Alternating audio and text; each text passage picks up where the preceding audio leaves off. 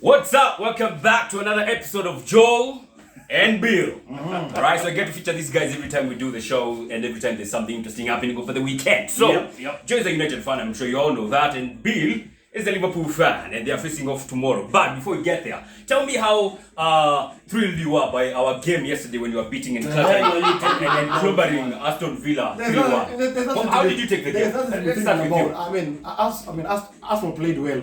My only worry is that Arsenal are very inconsistent because. But you have not lost in the last 5 games. It doesn't matter, but you should have lost against Brighton. But you didn't. Should have lost against Crystal Palace. But you didn't. Yes. Yes. So you should have been convincing talk a lot, eh? Yeah. I'm supposed to talk a lot. Yes? No, Okay. as a host, no. It's a good run. Yeah. But probably at some point, as usual, the wheels will come off. Oh, the wheels will come off. No, he's like the way United did. Alright, so tell me how thrilled you are by game yesterday. No, to be perfectly honest, Arsenal brought their A game. Yes. It has to be said they played very well. Can we expect this throughout the season? It should be something that should be happening.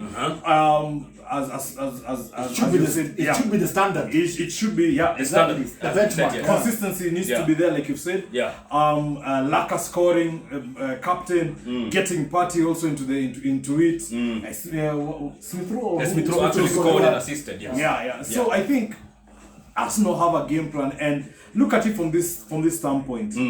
They have secured 14 points where you didn't even think they would get those 14 points that fast because of the inconsistencies. Yeah.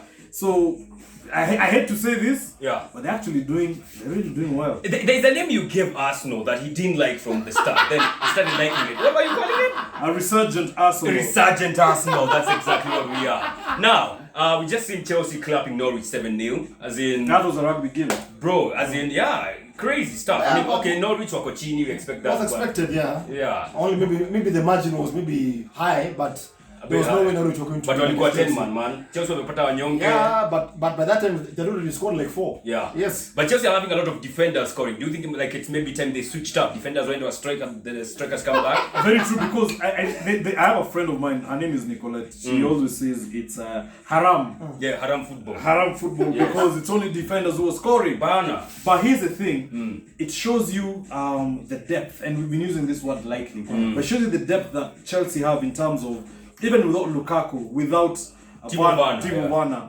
they can get the likes of Mount to score. They can get the likes of who else scored today? Hudson, Chilwell. Yes. Okay, that's a defender. But anyway, you know, they're winning, and they're getting the points. And they're also not conceding. And they're not conceding, last which week's is quite game important. against Brentford, you saw how Mendy came to the party, save after save after save. Yeah. And they're not conceding. And that for me is the hallmark of a championship winning team. Exactly. Championships are won by defenses. Yeah. Yes. And also going to ask you, by the way, because now Chelsea have very many different players who are scoring. Yes. That's the pedigree that you want as a team that is going for the Premier League. Yeah, exactly. Right? You get goals from defense, you get goals from midfield, you get goals from attack. Yeah. I mean, Lukaku and Werner are out, so we don't know how long they're going to be out for. But now they'll be tested accordingly for the next couple of weeks, especially if there are long-term injuries for those two of their frontmen. Yeah. And speaking of guys who are scoring and not scoring, there's one guy who they bought, Kai Havertz. He's not yet scored. There's also another guy who was bought for the similar amount of money, but in the other side of Manchester United, he's not scoring yet. Do you think there's You can't compare Sancho. You can't compare Sancho to Havertz. Sancho has not yet scored anything. He's worth for 73 million. Yeah, for me, You still feel Joe like it's a money. Saina in August. 72 million. By the way. 72 million Pepe has not been paid yet. No, whoa, he's still paying for that. He's still paying for Pogba. But what do you think? Sancho has not yet scored. I don't think he's still. But still, Sancho, no goal yet.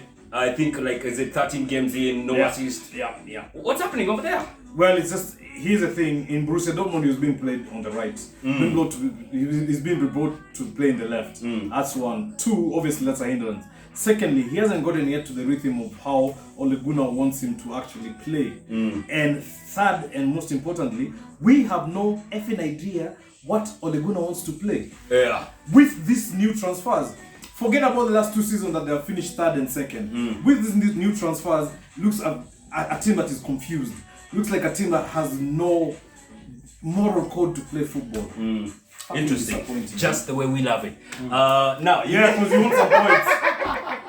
Now United are playing tomorrow against Liverpool. Yeah. You guys, it's not easy to call this one because, like you said, it's the biggest rivalry in England. English football. Do you think you'd still sweep off the floor with these guys? No. Yeah. Manchester United against Liverpool is a big rivalry. And let's not look at the form guide. I mean, I know United haven't won in 4, Yes. but they're at home. Liverpool have struggled before in their visits to Old Trafford. I think we've only won twice in the last 7 or 8 meetings. United somehow will have to get their A game sorted out tomorrow. Yeah. Because they're seeing the enemy there at Old Trafford. Yes. They can't play as badly as they did against Leicester last week. Yeah, they can't. Otherwise, if they do, Yeah. then I think they can only be 1-0 tomorrow. And they cannot have a poor start against Liverpool like you did against Atalanta. And you're very correct on that. You start slow with a team like Liverpool, they press you, they have quality finishers, they have what it takes to, put the sword through. But if we can start the same way we started in the second half, all guns blazing, press, please. Yes. Press. Something you've been doing. It's something that we can learn to do, it's something that we can do. We're fit enough, just press. All right. Press! Final score. What do you think is going to be the score for that? Like, genuinely, objectively. Okay, to be perfectly honest, Yeah. I'm looking at a draw. A draw? Like a 2-2 draw? A 2-2 draw. A 2-2 draw. What do you think is going to be the final score line? I guess Liverpool will narrowly win it 2-1. 2-1. 2-1. Alright, so we'll be checking that game at Urban Burger at Koinange Street, courtesy of Eric. So make sure you join us there. We'll also be doing some fun cards. Thank you so much, guys, for coming in. Always a pleasure. Boom!